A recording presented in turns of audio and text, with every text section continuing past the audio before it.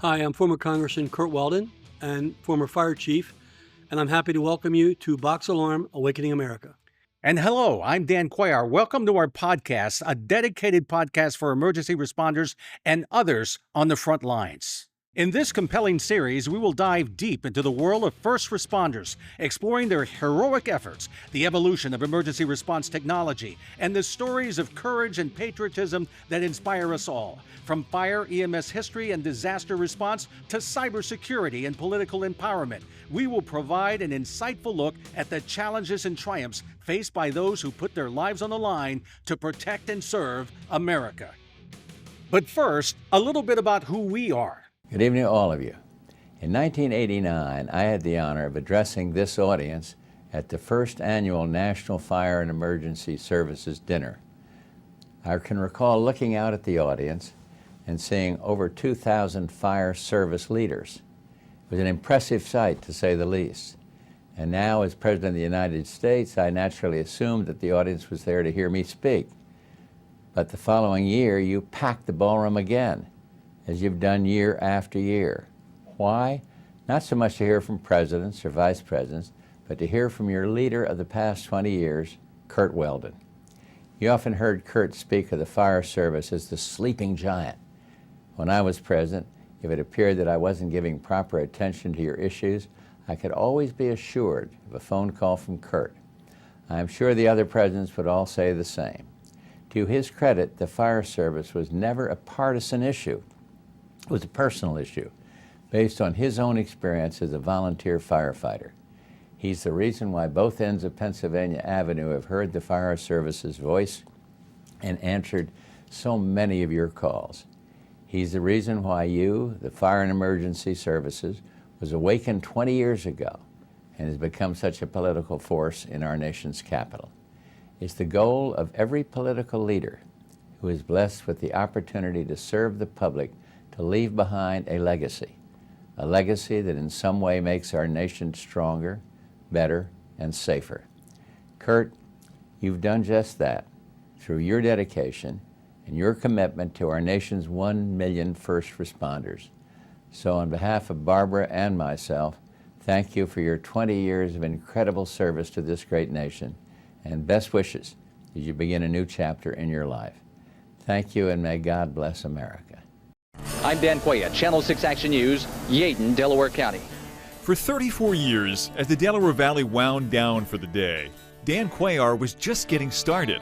Believe it or not, they even felt it in the Cherry Hill Mall. Who needs sleep when you're living your dream? Channel 6 Action News, Southwest Philadelphia. From the day he walked through the doors at Action News back in 1988, 34 years ago, Dan's has been a career defined not by years, but by moments. Go Eagles! And there have been so many. While search and rescue missions were underway. Alongside troops during the early days of the Gulf War back in 1991. Alongside neighbors in the midst of both grief. It just happened so sudden. And joy. Celebration we have going on here at Frankfurt and Cotman. And joy? Well, that's something Dan, a proud dad and avid athlete, naturally exudes. 3, 2, 1, here we go, and blast off. His annual preview of the 6ABC Thanksgiving Day Parade, a tradition unto itself. You guys excited for the big parade? We are so excited! But this man is first and foremost a news reporter, from the siege at Waco, Texas, to the earthquake in Haiti, the Oklahoma City bombing, and countless more. Dan has taken our viewers to the heart of every far-flung and nearby story. His heart on full display. But as you can see, it has been heavily damaged, and a day at the beach is the last thing on anyone's mind right now. It's why our viewers trust him, and his colleagues, yours truly among them, adore him. Boy, am I going to miss you, your voice, your passion. I've learned so much from you, and I'm going to miss you so incredibly much. The night before Thanksgiving will never be the same. Happy Thanksgiving, everybody! Have a good time! So, Curt, let's talk about why you and I are doing this podcast. Well, Dan, the Fire Service of America is older than the country as a nation. It's actually 40 years older than the country was formed. It was started by Ben Franklin in Philadelphia as a volunteer group. The people didn't need government to organize themselves. They came together as families, as husbands and wives, children, to protect each other. They formed organizations that they called first responder groups, firefighters, and EMS. Over the years, unfortunately, the government's not responded to them. It's not giving them the tools, the assistance, and the recognition they deserve. Our job is to change that. If you look at these people, they represent the best of America. They're the heart and soul of our communities. They're the backbone of our nation. They don't just fight fires. They don't just rescue people from accidents. They're the people that organize the festivities, the parades. That's where you vote on election day. They're the people that rescue the cats in the trees and pump the solars out when they're flooded. They're the people that teach in our youth programs, the people teaching our Sunday schools, the people that make America strong. It's about time that we recognize them. Yes. They are what drives America. It's not from Hollywood, and it's not from Washington. The strength of America lies in the 30,000 organizations in every state and every county that protect our communities. That's who we're empowering in this program. And Curt, when you asked me to be a part of this, I was very honored because I have seen the courage and heroism of a lot of our men and women out there on the front lines, battling fires, the situation with the towers and the terror attacks in New York City on the Twin Towers, what happened all over the world. We've seen this heroism. And I said, I will absolutely be a part of this. I definitely want to be a part of this. Well, Dan, you were a part of it. All during my time as a mayor, as a county council chairman in Delaware County, and as a congressperson, whenever there was a situation that really was threatening to the safety of the people, you were there. You responded. I remember you and Louis Lozada going with me to spend the weekend in Florida at Hurricane Andrew. You slept in a tent with us at the Homestead Tent City. You went with us to New Orleans when the New Orleans is underwater. You went with us to the World Trade Center. And you helped us understand why this is occurring in the heart of our most populous city in the nation. You were with me when I went to Kuwait, when Kuwait was on fire and the entire country was threatened, one of our strongest allies in the Middle East. Mm-hmm. So the importance is that you understand the way that the people can get the message. You're the media person. I'm not the media person. I was the local official, the firefighter, the mayor, the congressman, but I need someone to help tell the story, to pull these people in to understand who we are. If you look at this fire department we're in, there are men and women here who are giving of their time. They have children. They have spouses that are doing other jobs, and they need to be understood. We need to help them. And right now in America, there's a crisis occurring. Our volunteer fire departments can't get new members. They're struggling with maybe 4 or 5 people at a time. This fire department here has 300 calls a year.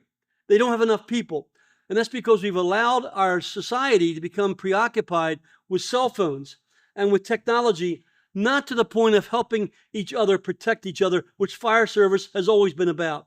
Our job is to basically bring us back to what made America strong.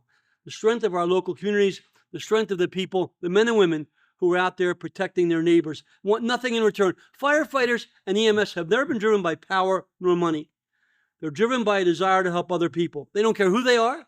They don't care what their religion is, how powerful they are. They're going to risk their life to save your life. Yeah. That's why every poll in America shows that firefighters and EMS are 98% accepted.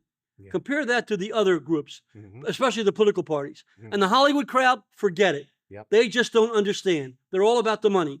We're dealing with the people who make America great. Yep. And that's why we're doing this podcast. Coming up in our next segment, a look at some of those critical events that Curt just mentioned.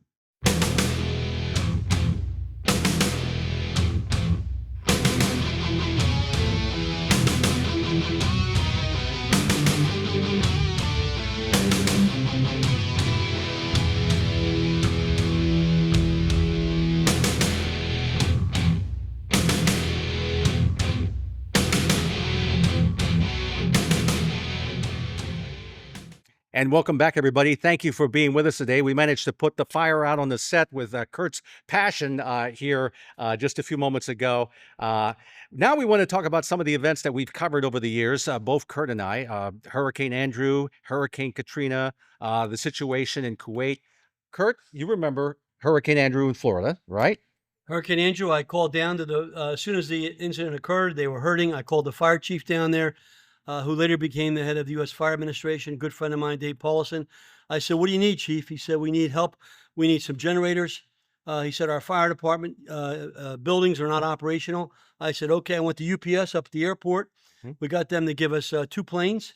I called you, and you said, I'll come, and I'll bring Louis Lozada, our cameraman. and I got a real estate developer who donated some portable house. We took 3 mobile homes, Right. trucked them down to Florida as portable fire stations. Was that a C-130 that we had all this stuff on that we brought it in I as forget what military? it was a cargo big plane? It was aircraft. big aircraft. So we went down to Florida and we went to Homestead, which is the Right. heart of the Where total all that- devastation, Totally. 90% devastation. Yeah. And they took us, we went to the base, there's a Homestead military base, total devastation. We went down and we said to the firefighters, what do you need us to do? Right. We weren't down there to show cameras or to do the Hollywood scene. Here we are. Look at our picture. We were down there to help them out. Right. And that's what if the Hollywood wants to learn something from us, don't just show your face to get money or get more fame. Go down there and help out. Right. Do something with your hands. That's what we did, Dan. And you did that. That's what we We did. met with the fire department. They told us what their needs were. Then we went to the Homestead Tent City. And you and we stood in the kitchen serving food. We were in the kitchen line in a trailer. And we served food to the volunteers. We served food to the firefighters and the 10th Mountain Division. They were based there in Tent City. We stayed there for 3 days. And from the chief, we brought back to Washington what additional needs they had.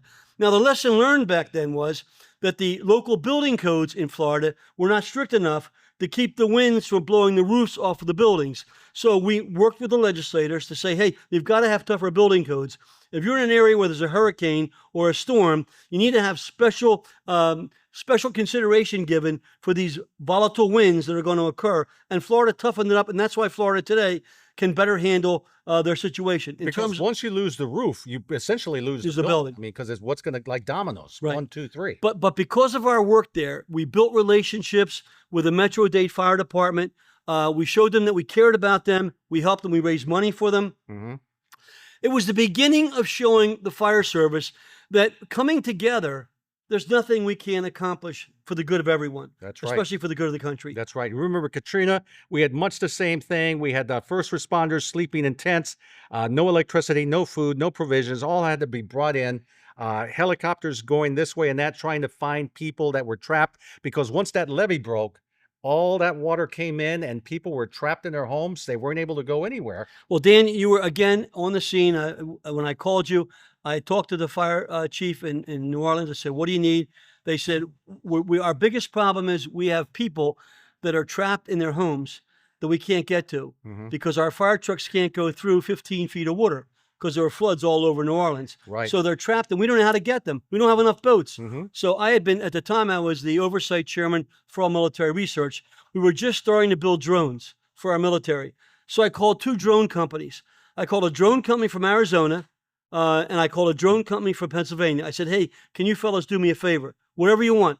I said, can you get your drones down to New Orleans? They said, sure. I said, and can you put a thermal scanner on the bottom that detects body temperature so we know a person's there? They did it. They brought drones to the New Orleans site. Right. We were down there. We had a special briefing for the police and for the fire departments of New Orleans to use the drones to search for people that were trapped in their homes. And you know what? They couldn't fly the drones because the Federal Aviation Administration wouldn't let them fly over New Orleans. What a mess. What a mess. Dan, box alarm. Box alarm. Once again, a federal agency has no clue. When people were at risk, instead of responding immediately, they did like the Coast Guard did when I had the caverns here in Marcus Hook. They sent 2 ensigns over with an open glass vial to take a sample. Or when I called the FEMA, when we had the cavern overfill in Marcus Hook, and you know what they said? We don't work on Saturdays. Call us back on Monday. That's a problem. That's a big problem. So we have to give them a box alarm dumbass award. Absolutely. I agree with you on that. Then we had the situation in Kuwait. And remember Kuwait, you and me and my photographer, Louis Lozada from ABC here in Philadelphia, we all went down there after the massive invasion of the country, and it was liberated by our troops. And we took a plane with the ambassador from Kuwait to the United States on the Freedom Flight. And it was difficult getting into Kuwait because, first of all, the runways were all blown up. I don't know how they managed to get that plane in there, but they did.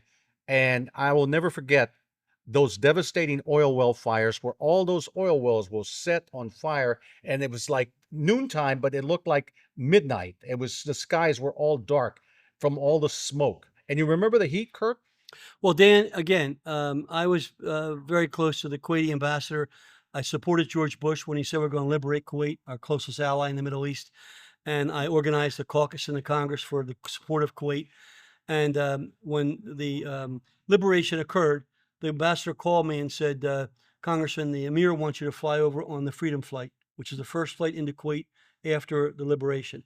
It was a big, the Emir's 747. So he said, you can bring members of Congress. I asked 7 members of Congress to join me. Democrat Pete Guerin from Texas, Chris Cox from California. There were 7 of us, and I called you. I also called the head of our labor movement. The head of our labor unions from Philadelphia, I asked him to go with us, and he did. Gillespie, wasn't it? Pat Gillespie went with us, and I had one of the hostages, Ernest Alexander, who lived in Media and married a woman that was a Kuwaiti. He went with us. My staff went with us. And the plan was to fly into Bahrain because Kuwait was all shut down. Fly into Bahrain, stay overnight with all these CEOs. They had like 200 CEOs of big corporations on the plane. They were going to rebuild Kuwait. So we land in Bahrain, and then we were going to fly in the next morning to Kuwait, spend the day looking at all the sites, and then fly back to Bahrain for a nice dinner and stay in this 5-star hotel. But Not Dan, you and me. You know me. No, I And know. without telling the ambassador, without telling our State Department, on the way into Kuwait, I said to the ambassador, Ambassador, we're not coming out. And he looked at me and he said, what do you mean you're not coming out?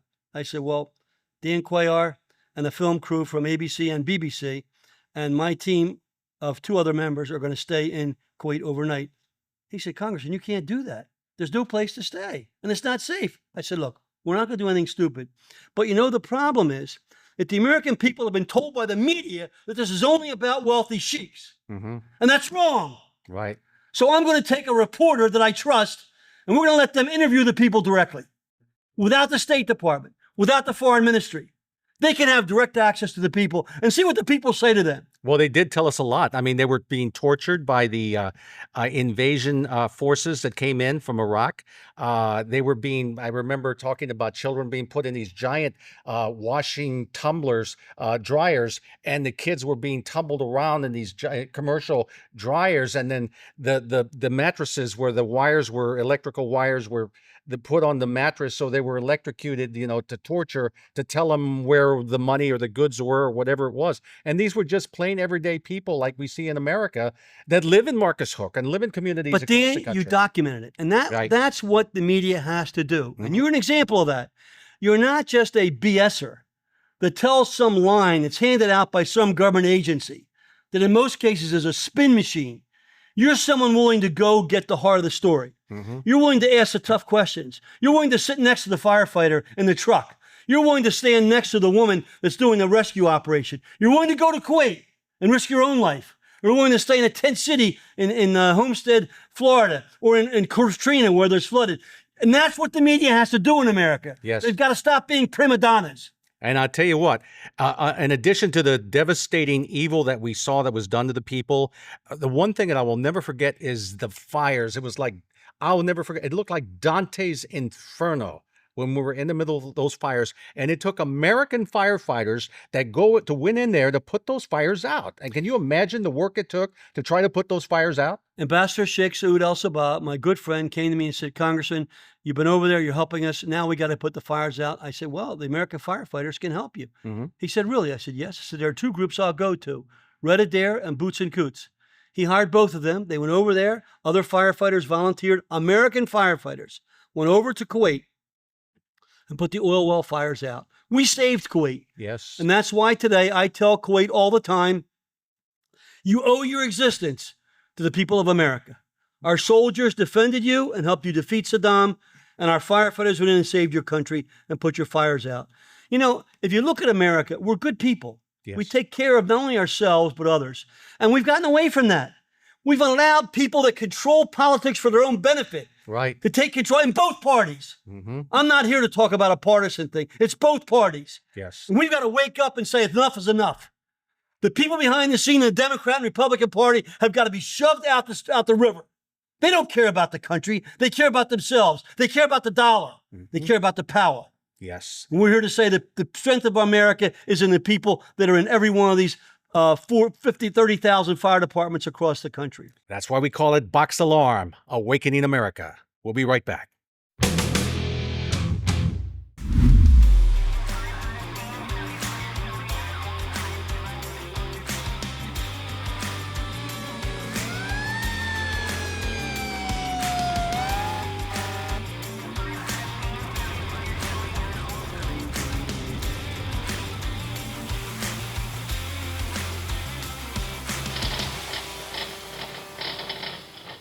And welcome back, everybody. Glad to have you with us today. Curt, I want to take you back to January 28, 1975, 12:30 in the morning. You were here with the fire department in Marcus Hook when we had a major explosion on the docks of the Delaware River. A 600-foot-long chemical-carrying tanker loses control and rams a 700-foot-long ocean-going tanker, the Corinthos, that was docked. So what happened next? Well, Dan, I was actually doing report cards. It was 12:30 in the morning, and I'm sitting in the back of my home filling out report cards for the class for the next day, and the place shook. And I looked out the window, and I saw nothing but red flames. And I said, uh-oh, it was down by the refinery. And I hollered, I said, I got to go. There's obviously a major fire here. You're telling your wife? Yeah, I said, there's a major fire down the refinery. Right. So I said, get the baby and head down to Wilmington. I'm going to head down to the fire. So I got in the car, and as I drove down to the fire, I could see the flames shooting probably 100 feet in the air. And as I got closer, I went to the fire station, and the call had come into the call board, and it said you have a ship involved, fully involved in fire at the British Petroleum Refinery. Mm-hmm. In Marcus Hook, we have two major refineries, the Sun Oil Refinery and the British Petroleum Refinery, right on the Delaware River, where they offload major supplies of crude. And this was at the British Petroleum Refinery dock. Right. So I jumped up on the top of one of the trucks. We put our gear on, this fire department, and we headed down toward the waterfront. As we got closer, the flames were just overwhelming. And as we got down to the waterfront, the crew of the ship had been blown off the ship. They were Greek. They couldn't speak English. And they were coming ashore. It was freezing cold. Some of them had lost parts of their body. They were crying. We got them in ambulances. As we entered into the actual... But wait, because you were getting to the gates of British Petroleum, and a security guard stopped you and told you guys that you cannot get in here. You cannot come in here. What did you tell him? The security guard's name was Tony Garza, and he was a friend of mine. He said, Mayor, Chief, you can't come in. I said, Tony, the entire place is going to go up. I said, if you don't open that gate, I'm going to run this truck right over top of your gate and over top of you. So he finally opened the gate. He was doing his job. Yeah. The corporate policy was don't let the fire company come in to the property without pre-approval, much like Ray Alfred couldn't get into the Capitol building. And I said, you're going to take it down or we're coming in over time. So we finally opened it up. We went in, and it was a nightmare. There were parts of bodies all over the waterfront. We found a torso of one of the crew members up on top of the storage building, about 200 feet from the ship itself. The ship was fully involved from bow to stern. There were rivets flying all over. We could not fight the fire on the ship because we couldn't get out to the ship. So our job was to set up deluge guns, monitors all along the waterfront to keep the fire from coming in to affect the refinery. These deluge guns being these big fire... large streams. Yes. To push the fire, keep the fire out into the water. We had no ability to put the fire out. We couldn't get out to the dock next to the ship because it was fully involved. And it was like a war zone. I mean, rivets flying off of the ship, 100-foot flames in the air, and we had no maritime fire protection because there were no fireboats in the area. Right. So the only response was to keep the fire from coming into the town. And our job was to protect the town. And these were all volunteers. All You're volunteers. talking about volunteers. The volunteers lined up along the waterfront, and amazingly, British Petroleum had not, they had been working on their water supply lines. We had no ability to draft, which is mean sucking the water out of the river because it was low tide. We had to lay lines and put 1,000 feet of hose out just to get water to come down to basically keep the fire from coming into the refinery while trying to find crew members that were still alive. There were 29 that were killed instantly. The captain, his whole family were obliterated in the fire explosion. And so talk about that, the death toll and the devastating damage that we had out there. It was terrible. How many people were lost? 29 people died. 28 were on the Corinthos. One crew member was on the Queenie. The Edgar M. Queenie was actually making a U-turn in the Delaware River. It was at Paulsboro heading downriver, and they were going to go up to Philadelphia to offload some cargo. Yes. And when they made the U-turn, the captain of the ship got into an argument or dispute with a river pilot, because you have to have a river pilot on the ship when you're in an inland waterway. Right. And the bow thrusters on the front of the ship weren't working, so they could not control it. They lost control of the ship. The river's about a mile wide here, and it rammed the docked Corinthos broadside. Rammed right into it, and the Corinthos was offloading about 300,000 barrels of Algerian crude. Algerian crude is very light, so it exploded immediately. So you had the entire ship involved. The Edgar M. Queenie is backing away, and it had vinyl and polymers on it. Very dangerous cargo. Right. But the main fire was the Corinthos. So for 3 days, firefighters from all over the area, 60 volunteer fire companies from all over Delaware County, from Involving Delaware, hundreds of people. hundreds of people. They came and they slept in the fire stations, and they went on shifts down to the waterfront to protect the town, to keep the fire from coming into the refinery complex, Right. and to make sure that no other damage was done. Now, this is a private corporation, but we're risking our lives because it's our hometown, Yes. because it's where we live. Right. You know, we weren't asking for money.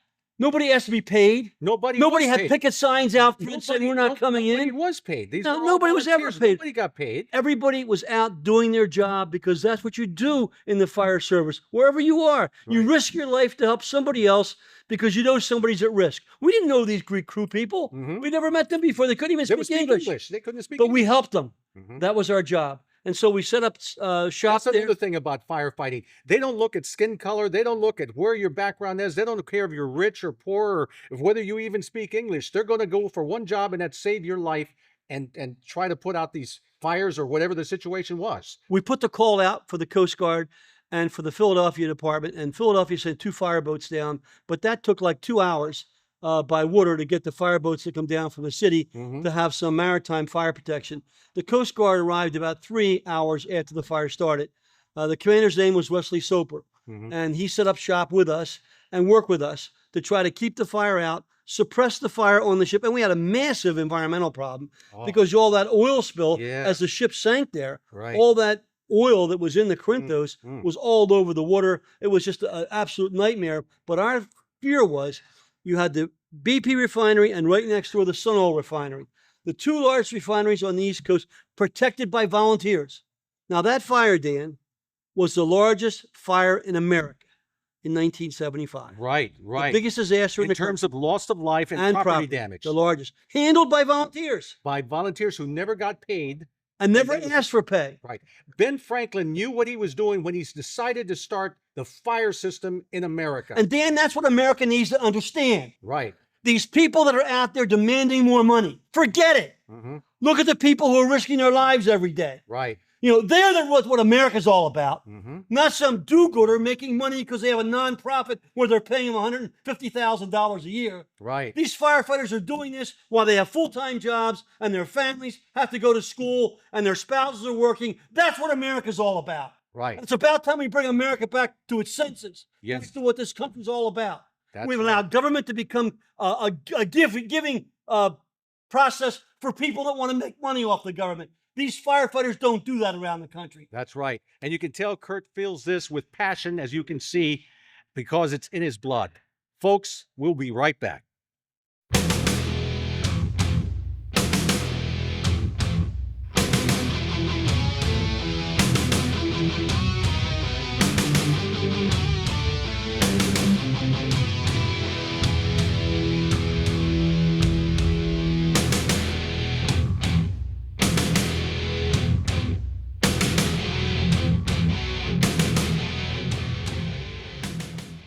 And welcome back, everybody. Our local host for today's podcast is the Marcus Hook Trainer Fire Company, of which, Curt, I know you're all too familiar because this is where you started. This is where it all began for you in Trainer. And with our Trainer, today, Marcus Hook. Yes.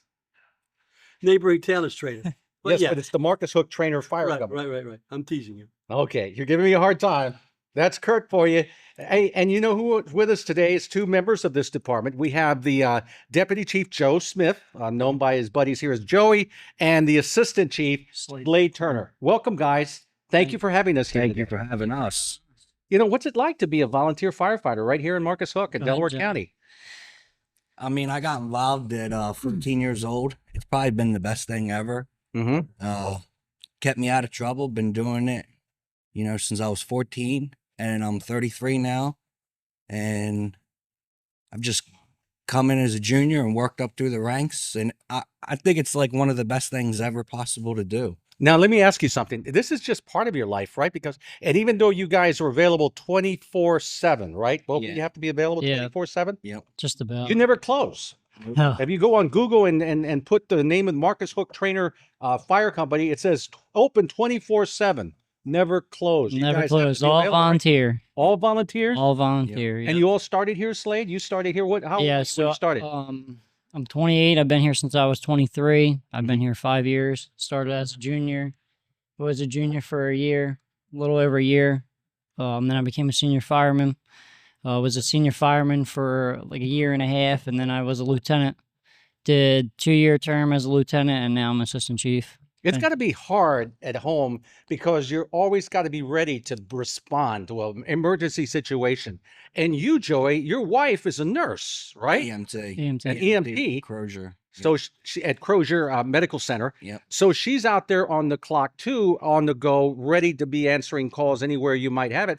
Yes. And sometimes there's danger involved, right? Yep. Tell What the happened story, Chief. Tell the story. Back in the beginning of June, she was working in Upper Darby, and they were called for a PCP patient, and come in the back of the ambulance, the patient started coming out of it and attacked her. That's a narcotic, a very strong narcotic, like a horse tranquilizer, so to speak, this PCP drug. Yes. And so he was really high and messed up on that stuff. Yes, attacked her, beat her up, smashed her head in, and choked her. Choked her out. Mm-hmm.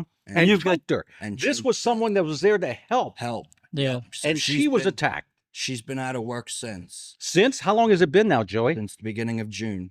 Wow, it's been now, what, a month, 2 months almost? 2 months. Yeah. You've got 2 kids. And I have 2 kids, one that's autistic and one that's, a normal kid on the go all the time. How old? I got a 4-year-old and a 2-year-old. How do you handle all this? How do you juggle all your life here? And by the way, you're volunteers. You're not getting paid for this. Not at all. I have to, work a full-time job, get up 6 o'clock in the morning, go to work from 7 to 3:30. And then from 3:30 on, I, make my best of being able to come. Sometimes I have to come home from work and she's got to walk out the door to go to work. And why do you do it, Joey? Because I love it and I love the community and the people. Slade? Yep. Same Why reason. do you do it, buddy? Same reason. Love it. Somebody else has got to answer the call when everybody else is running. Fellas, do we need to do more to get more young people involved? Always. You can always do more. Always something to do more. But isn't it a problem that we're getting young people involved? The problem is, where we live in this area, it's hard to get kids involved at 14 years old because you can join at 14 years old and ride as a junior fireman, learn about the firefighting, going out on fire calls. You're in charge of getting equipment, and then when you go to school, you can become a senior fireman like we are, and then eventually become chiefs. And one of our programs is going to be focused on the next generation of firefighters. Yes. And how we get them involved. We're going to be working with the Rendell Center, and they're going to focus on programs that they've established to help you get more volunteer. When you have a typical call, how many can you rely on to come out and help you? 5 to 6 on a How many good day. calls do you have a year? 500. Is it good? You hear that, Dan? 500 calls a year. 500 calls a year by 5 volunteers. Well, Roughly. So during the daytime, Monday through Friday, my job, I work for the Borough Marcus Hook, and they allow 4 of us highway guys are on the our volunteer firemen here. Yeah. So Monday through Friday, 7 to 3, you have 4 of us responding from the Borough Marcus Hook for all calls in Marcus Hook and Trainer. Wow. And then any call outside of Marcus Hook and Trainer that involves the schools or anything, building fire with entrapment, accident with entrapments, my job allows us to go to. Right. After hours, you have all us guys that get done work 3:30, 4 o'clock that are here Monday through Friday, even on the weekends, hanging out numerous hours of the day, just sitting around waiting on any type of emergency to come through that we're dispatched to. And you never know when that might happen. Never know. And you don't know what you're going into, what call you get. Nothing. The fire service has been accepting of all types of people. They didn't have to be told by government.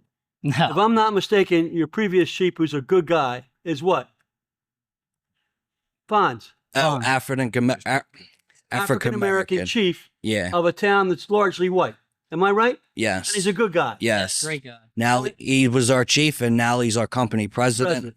And you don't have to have somebody come in and tell you to do that. No. No. And No. he's been doing it for over 25 years as well.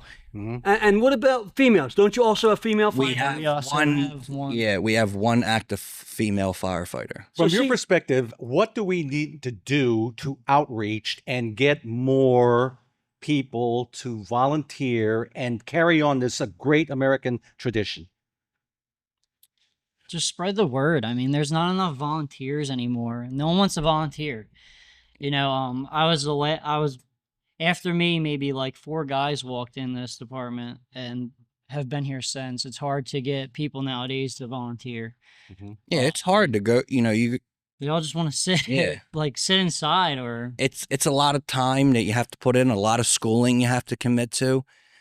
You can go to school for, to be a fireman 3 days a week See, they have to do for that. 6 Dan. months straight. you said when I first started, you went to Dover. And that was the fire only, school. It yeah, was a- on weekends. It was a weekend. It was like 3 weekends back to back. You got firefighter 1, and then now they switched to a straight national class. Yeah. So now it's Rough. 3 days a week, and on the weekends, and it's like a 3-month program. But it's good you get your national firefighter out of it. Once Fellas, you we're count. talking about developing a program of financial incentives for people to volunteer. And that would include potentially property tax rebates, mortgages like we do for veterans. We provide discounted mortgages for veterans. We should do that for firefighters. Do you agree? Yeah, I agree on 100%. Would that help? I mean, it's something to It's a start. start, it's better than nothing, Yeah. It's not going anywhere anytime soon. I mean, you're not doing this Yeah. for the money, but we got to do Not something at to all. encourage. No, we have to do something to get more people involved. Yes. I mean, Especially the younger generation with everything going on in the world today, Right. Right. Well, Joe Smith, Slade Turner, thank you for hosting us. We Thank you appreciate for your allowing department us. and Thank everything you do. Godspeed to you, and God bless you guys for what you do. Thank Great you. job, guys. We're proud of you. Thank you. Thank you. Thank you. We will be right back.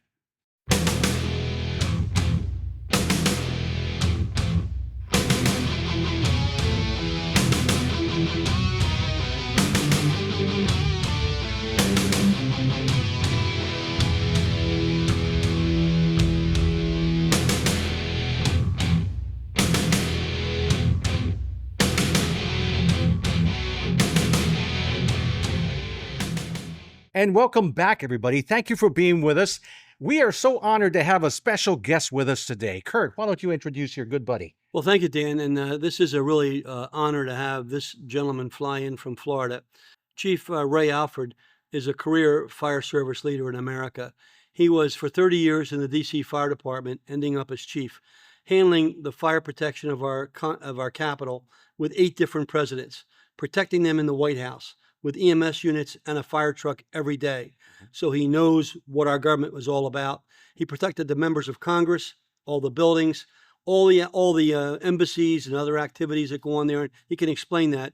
But besides being the chief of D.C., Ray retired and went to Jacksonville and was the chief of Jacksonville, Florida as well for 8 years, and was involved in what's called the Metro Chiefs. The Metro Chiefs are all the big city departments in the country. I met Ray basically when the Longworth building caught on fire. And here I am, a first-term young freshman, 30-year-old member of Congress. With the fire department arriving, this brave man comes in. I said, Chief, you got a working fire in the 2nd floor. I'm sure you're pre-planned these buildings. And he said to me, Chief, We don't pre-plan. These are federal government buildings and we don't have the authority. never allowed the pre-planned buildings that were in violation of every building and fire code in America. So you firefighters out there wonder why the government doesn't listen. Listen to that statement again. Chief, what did you just say? We don't pre-plan. We didn't at this time pre-plan the federal government buildings. So the chief of the largest department in D.C. was not allowed to pre-plan any of the buildings where your leaders operate, and those buildings were in violation of every building and fire code in the country.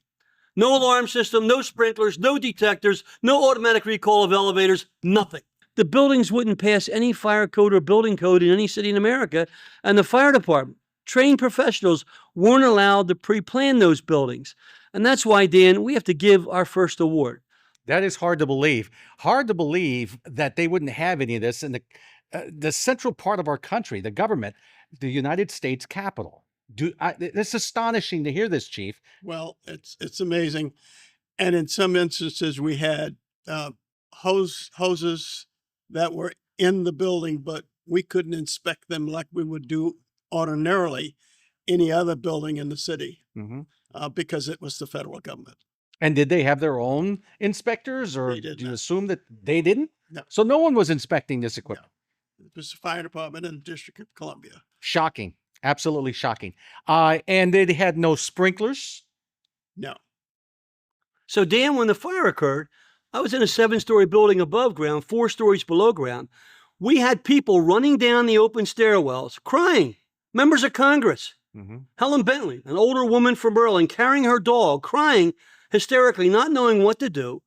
People that were handicapped, blind people, the elevator stopping on the fire floor, violating every code in the country, including Life Safety Code 101, NFPA, which, Ray, you know very well. Yes. That's what's wrong with America. What we're saying to the fire service is demand that the government listen to you. And that's what this show's all about, Dan. That's what this show's all about, Chief. Yes, and my encouragement to all of the chiefs around the country. Put your foot down and let your government know that you're there to protect them, and you can't do it unless they give them the authority to do it. And here you are at the central part of our government, the heartbeat of America, Washington, D.C., where the government is there and you don't have access to these buildings, not to mention the embassies. Yes. Tell us about that. Well, the embassies are literally foreign countries within the United States. So whether they're in Washington, D.C. or New York City, every embassy is a part of the country that they belong to. And so we don't have the authority. Some of them may allow us to go in. Russian embassy, Chinese embassy, these embassies we do not go into because they don't allow us. And if they do, they have to accompany us. So they don't ordinarily give us the authority to go in. You were there to save lives and put out fires, etc. But it seems that because of these policies, you were doing so with your hands essentially tied behind your back. Every firefighter in this country is operating at the authority of the people that let them in. So if the building is on fire and the people that are involved or in charge of those buildings don't want us to go in, we can't go in, or we don't go in. We can force it. We can have law enforcement come in and accompany us and give us the authority and get us in. But if the building owner decides that we can't go in, particularly if it's an enclave that's not just the public. As far as the public is concerned, we can go in. But foreign countries, we can't go in if we're not allowed to. And little did we know that this chance meeting between you and this young congressman from Pennsylvania would eventually lead to awakening of America to what's going on in America and the establishment of the National Fire Caucus, which, Curt, there were people that were against you. They didn't want it. They didn't think it was necessary, but you held your ground and you pushed for this to happen. It was important because we had a lot of new laws that came into place to change what the good chief, Ray Alford, pointed out here. Well, Ray, Dan, I'm the youngest of 9 kids, born and raised a couple blocks from this firehouse. My father and 8 brothers and sisters were all involved in the fire company, so I got involved. And they're good people. I learned the basic lessons in life in the firehouse from my family. I met Ray when I went to Washington, a good and decent man who cared about the community. And you care about what's happening and how it affects people from the media standpoint. You're like the Hal Bruno of a new generation, who was the same way. And Hal was a big friend of both of ours. From Hal ABC. Bruno being with ABC News. From ABC. Back in the day. And that's what we have to get back to in America. We've got to get away from this phonyism. Right. And it's in both political parties. Yes. Phonies. They don't understand what real America is all about. They don't understand who goes out there every day and protects the town. They worry about making their own money and having their own power centers. And this show is about empowering those people that really are the heart and soul of the country, the backbone of America. And remember, as we've said, 40 years older than America is a nation. It didn't take the government to form fire companies. 40 years before America was a country, people in their communities banded together and they formed fire companies. The first was in Philadelphia by Ben Franklin, and they formed all over the nation. Today, they're the most powerful people in the country when they use their power. Right. Last year, I spoke at the California Fire Chiefs Conference. There were 600 chiefs there. And I told them, stop sucking up the politicians. I said the Republican Party and Democrat Party are probably 40 to 50% in popularity. Police are maybe 50%.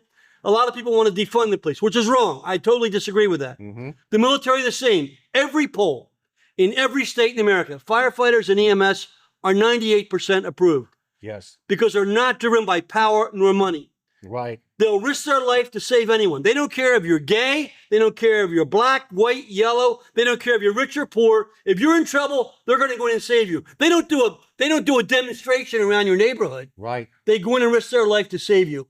That's what America's all about. And Dan, this program and your involvement and the chief's involvement is about motivating the fire plug to reignite these people that really can make America what it once was. Because as a group, this group is really what you pointed out in your book, a sleeping giant. And this show is about awakening that sleeping giant, awakening America, and put us in a much better place. Absolutely. And by the way, we want to mention that we are in the Marcus Hook Trainer fire station right now, which is why you're hearing all these noises. Chief Alfred, you're with us today. Talk about what we're hearing in the background. We're hearing scanner noise, what people would automatically say scanner noise, but that means something here.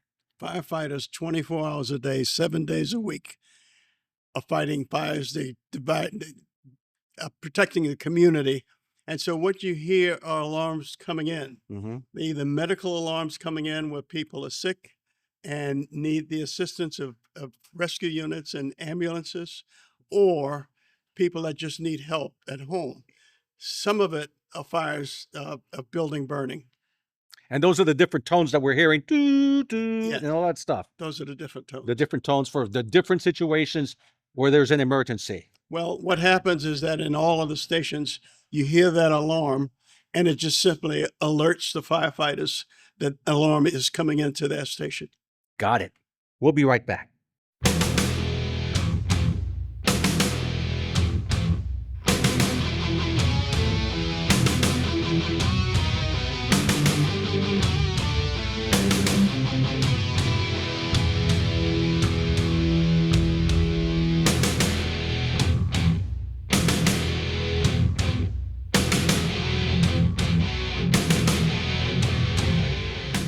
Welcome back to Box Alarm, Awakening America, the show that has one purpose: to support the fire service of America through the 30,000 departments and 50,000 stations that every day protect our people, protect those they've never met, regardless of who they are, how wealthy they are, where they may have come from.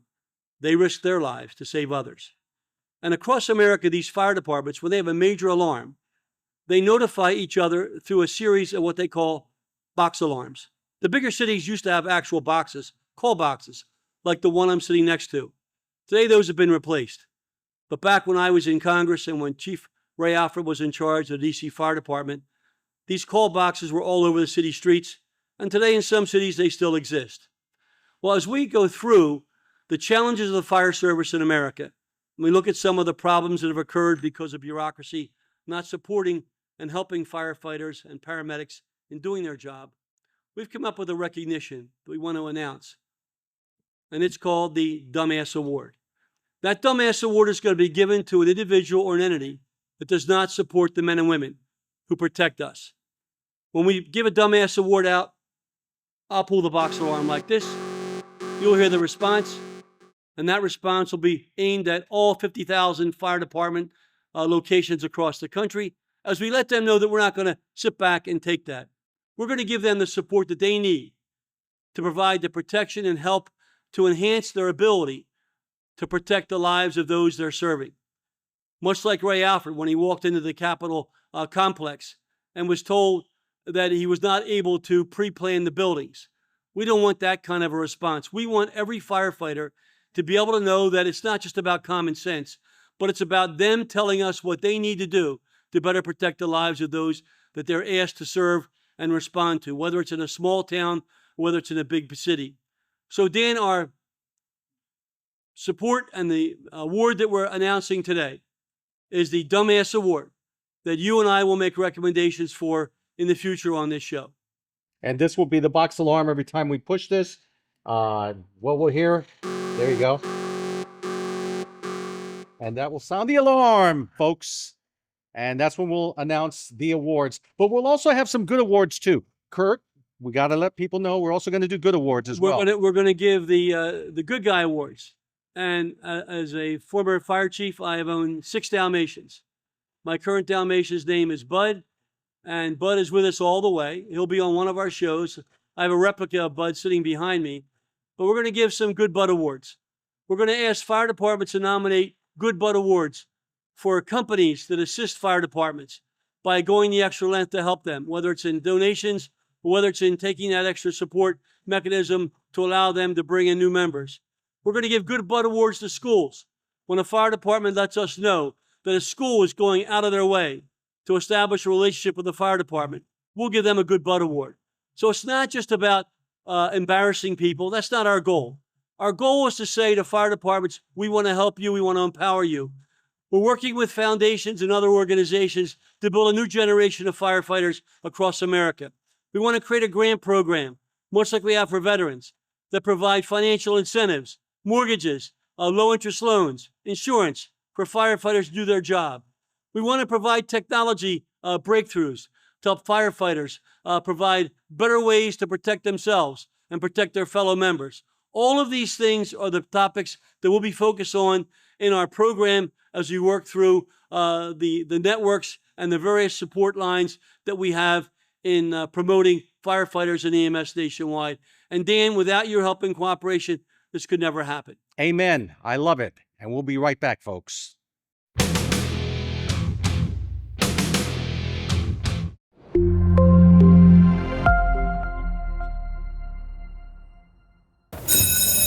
We got another one.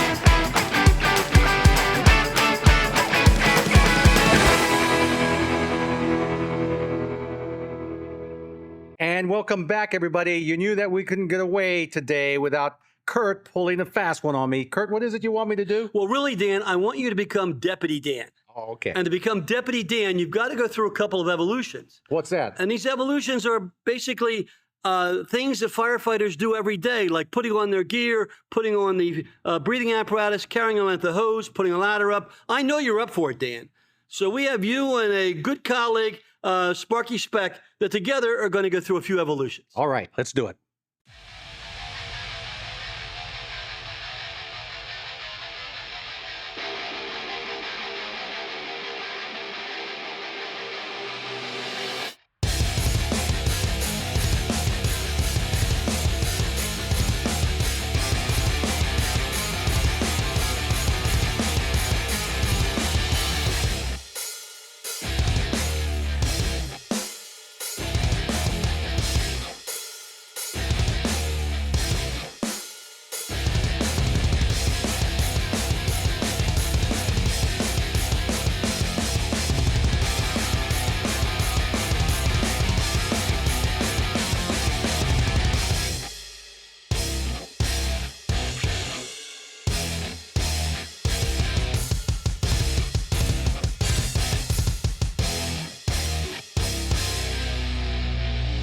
A lot of work.